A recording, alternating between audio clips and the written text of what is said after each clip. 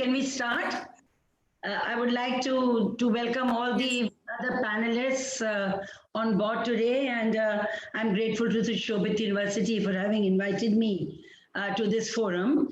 So I first extend my heartiest greetings on the International Women's Day to all of you, and through you to all your students as well. And I'm just a bit short of time, so please don't feel offended if I have to leave after my inaugural address, because we have to be in the parliament. We have a women parliamentarians meet from 11 o'clock.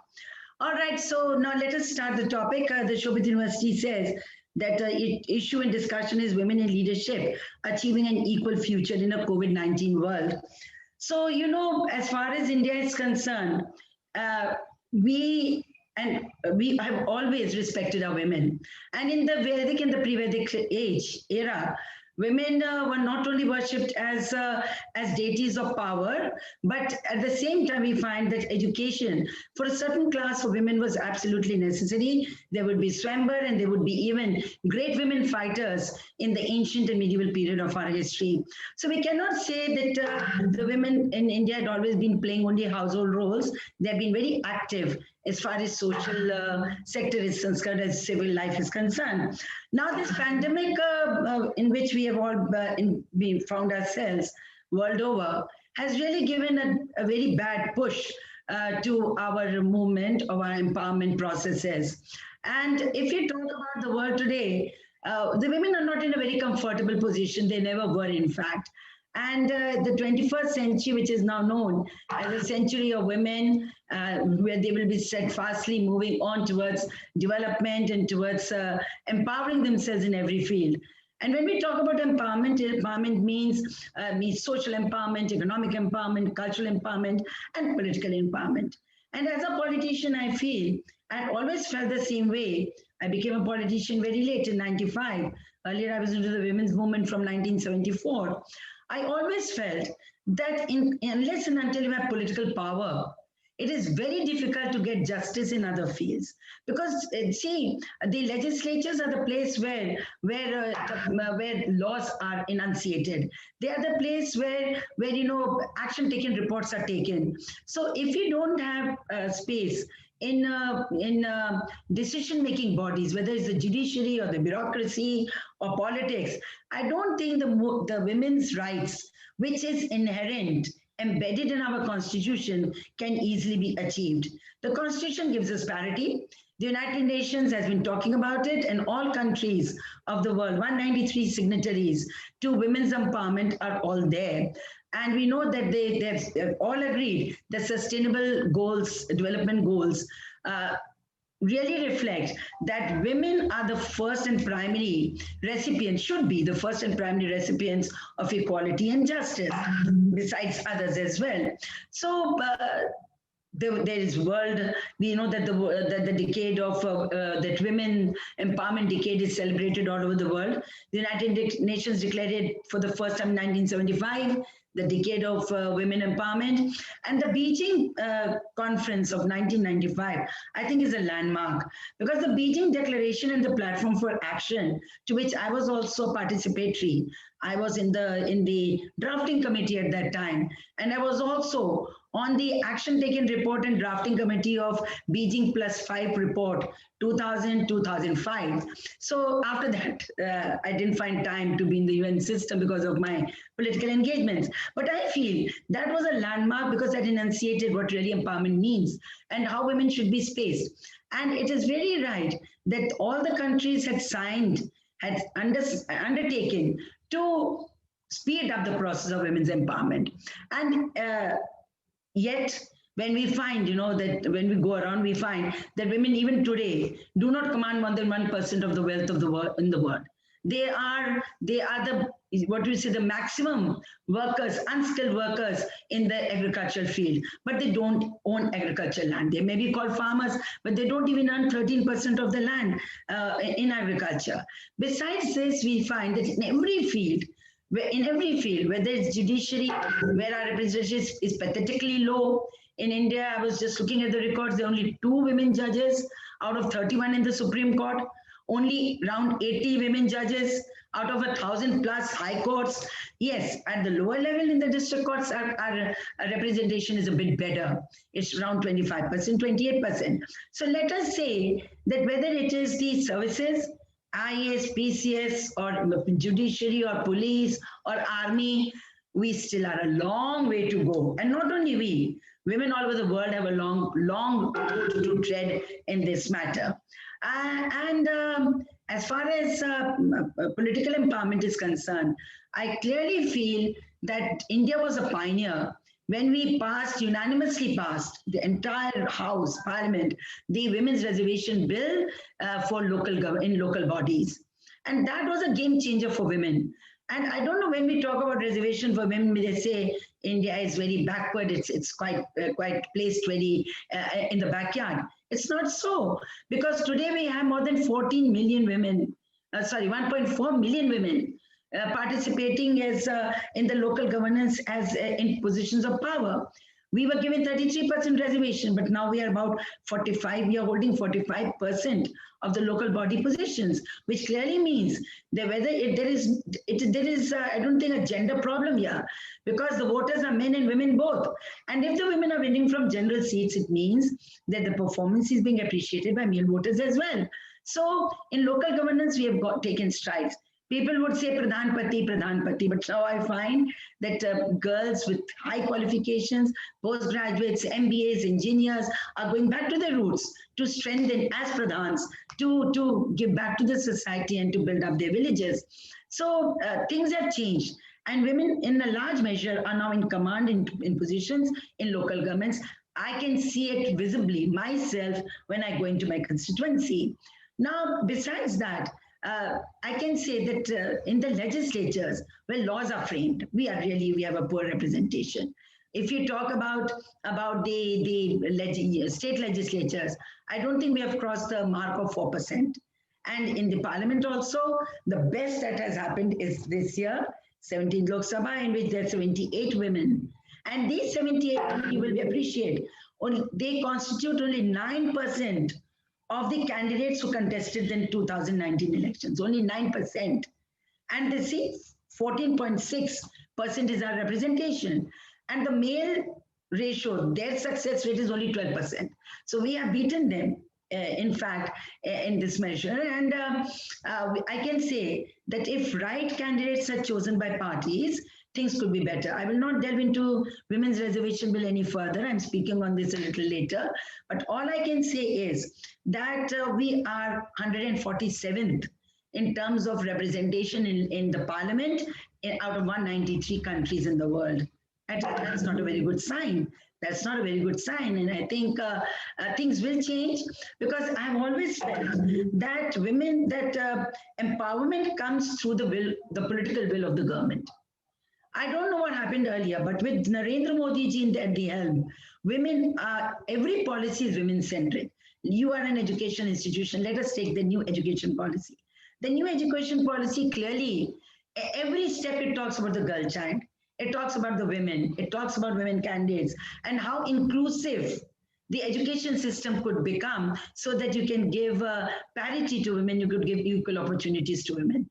The education, or rather the field of STEM, is being promoted for girls. Stereotype subjects, stereotype faculties, no, they are now being promoted to work for science, technology, maths. These topics, these subjects are now being thrown open for the women or for girl students. Besides that, a lot of emphasis is being given on in the enrollment rate of the girl child. So whether it's primary, secondary, or higher education, things are changing. And I know that we have also a gender inclusive fund has been created under the new education policy to enhance inclusivity of women, girls, and even the transgender. So I think education policy throws a whole gamut of opportunities for women, for the girl students, and if they are on board, I would really appreciate if you could really go ahead and study the new education policy in depth. Because I've read a number of articles in which the males are, lamenting, they're angry. Why is so much focus on women only? Every step you're talking about the girl child, every step you're talking about girls and women students. So the answer is that why did the constitution provide for reservation for weaker sections? The weakest in the world are women. The poorest in the world are women. We are targets of physical violence. We are targets of mental trauma, and we do not get the opportunities which the boys get. We still are tied up in a Asian society, and in Asian society, is a paternal society. It's a totally paternal society, whether it's China or Japan or India, Southeast, wherever.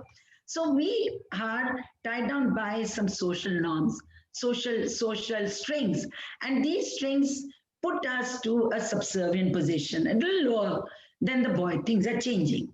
I will not say they're not changing. They're changing in the urban areas. After all, we and you are sitting here. And this time I found in the university, State University of Prayagraj, Allahabad, I was in the convocation 2 days back. 41 gold medals were distributed or were given out. 32 were women, 32 were girls in every section, whether it was commerce or science or law or the social sciences. The things are changing, parents are encouraging, but the bulk of our population lives in the villages. And they still need to be given a lot of opportunity and provide a lot of incentive, a lot of motivation. Is required in that sense. So as far as social sector is concerned, social empowerment comes out of the family first. I would not be empowered if my mother was not empowered. She was a freedom fighter. She was a postgraduate of 1942. She knew the relevance of education, and she educated me to the best of her ability. And she was into politics. She was a member of parliament later on, but she started a career from local governance, and she was the first woman to be elected as the president of Zilla Panchayat in UP. First, people say, why reservation? Until 1991, there were not even 1% women in local governance. My mother was there. So she educated us well. And I think education opens up a whole, window for you to look out. So education is absolutely important, and we must promote education. My government is doing a lot to promote education amongst the girl child, and the society needs to do that as well. And you know that the Anganwadis, or whether they are this midday meal, all this, or whether they are programs to improve the girl child health. They're being given nutrition. There's a monitoring of health in schools. It is primarily to keep the girl child healthy. And even for the women, the Anganwadis play a big role when they are pregnant. They are given a lot of nutritive support from these Anganwadis. There is free medical checkup, which this government has introduced on the 9th of every month for pregnant women. And now, you know that 12 crore toilets were constructed. Who benefits best? The women do. Then under the Ujjwala Yojana, 8 crore, these connections, gas connections have been given out to the women, which saves their lungs to a great extent from damages. And besides that, whether it is the housing program or whether it is Ayushman Bharat or the card, because women never take care of their health. They feel whatever money is available should go to the improvement or to the health care of the male population, male in the family. So now with this card, she also can start taking care of her own health. So I feel that health, the way the government is proceeding to protecting women is also very good. They're giving a lot of incentive, let's talk about businesses now, economic empowerment. The SAGs is in the focus of the government of India. Until 2014, before Mr. Modi came into power, there were only 2 lakh self-help groups in the country, 2 lakh. And how many women were associated with it? Only about 2 crores. 2 crore women, 200,000 women, and 2 lakh SHGs. Today there are 6 lakh. In 6 years, 6 lakh SHGs. And how many women are working among the women? 7.5 crore. Can you imagine? 6 years, it's boomed like anything. Why? Because the government is supporting. And during the pandemic, it were these SHGs which become the leaders at the ground level. They were the leaders. They were monitoring the villages, who is coming in, who's going out, whether vaccination process is going on or not. They were knocking at each door. They were, enlightening the people. They were spreading a lot of information. Then they all were given funds from the government of India. Every SHG woman was given 1,000 rupees. The widow pension was also during the pandemic. It was enhanced and given to women directly through DBT. And even now to start their businesses, these SHGs are being provided 1 lakh each to those SHGs who are properly registered and who are functional. So SHGs have become a very strong grassroots, units for women's empowerment. And this is where our work begins, that we have to really disseminate information to them and try to bring into the fore. Besides this, is the MSME sector. This is from the government of India is looking towards women entrepreneurship. And it has happened because the Mudra loan that was forwarded by the government of India was very freely taken by women. And 75% of the Mudra loan has been taken by women. And the best part is that they're also paying back regularly. So 75% of women entrepreneurs, the banks have been told at the village level, wherever they are, that they have to seek at least two, one woman and one SC person whom they can advise and promote into businesses, small businesses. So things are happening. I've seen SHGs in my own constituency. They're doing organic farming. They are doing masonry. They are doing plumbering. They have opened up shops. They have become a great support. And of course, other handicrafts are always there. And the ODOP, which has been adopted by the nation, one district, one product. This also helps the women a lot because we know that the cottage industry and the home industry is in the hands of women, whatever it may be, whether it's the bangle industry or carpet industry or it's dardozi or weaving, whatever. So we women need to now, kind of help the lesser groups, lesser advantaged groups to access these facilities and grow economically. So economic empowerment is also very important. And I'm proud that my Prime Minister held the first all women entrepreneur conclave in Hyderabad in 2017. Do you remember? Even that Ivanka Trump had come to that meeting. So it was an all women's meeting for 3 days to promote them. So we have to see that economic empowerment also comes into the hands of women. There are a whole lot of areas where it has opened up. Yes, the pandemic has pushed us back, but it has also given us an opportunity, work from home. Now, those women who did not have the time to move out of the house, if the work from home facility is provided, I feel thousands and thousands of girls and women will get into jobs. It's a great opportunity to work from home. So we have to look at that as well. So I think culturally, of course, things have changed. Let us talk about sports. Earlier, there was a clear distinction about male-dominated sports and female. Now, nobody's doing, but the Government of India's program, Fit India program, and Khelo India program, and girls are being picked up from small age. We find that as shooters or as playing kabaddi or playing or doing wrestling, boxing. There's no field now when the girls sprinters, of course, they're into other sports like badminton and lawn tennis. So every field now, the girls are also progressing, and even place like Haryana, which is so conservative, we find the best wrestlers and boxers coming from there. So it's a good change. And I think the sex ratio is also improving. My chief minister in UP is doing a lot of good job. I don't know whether you all know or not, but as far as crime against women is concerned, the Nirbhaya Fund is now becoming a game changer. The UP incepted it but did not use it. But now the government of India is focusing on this fund to develop security, security environment for women and for girl safety. And yesterday only the Prime Minister said that this fund will be utilized in a big way to provide security to girls at the district level. My chief minister has used it in starting pink buses. We have started 50 pink buses with women conductors in UP. We have also started, we have the Governor Anandi Benji, she flagged off 100 two-wheeler pink patrolling vehicles with women as riders. We have 10 SUVs in important cities to take care of women's security, safety. And then the UP government has also set up women desks, help desks in 1,500 police stations. And every police station has been asked to create a glass room so that when the girl, no, she talks about her trauma, males are not listening. It's the woman inside a guarded room where she's talking about herself. And as far as speeding up process is concerned, people target UP, but let me tell us, we are all in UP. Organized crime is nearly finished. There was not a single politician who had the ability or the strength to hit out at the big mafias.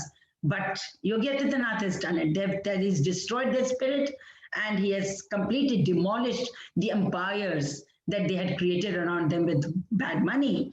And as far as women's safety is concerned, you will see that he wrote to the Chief Justice of High Court to take up cases at a speedy level.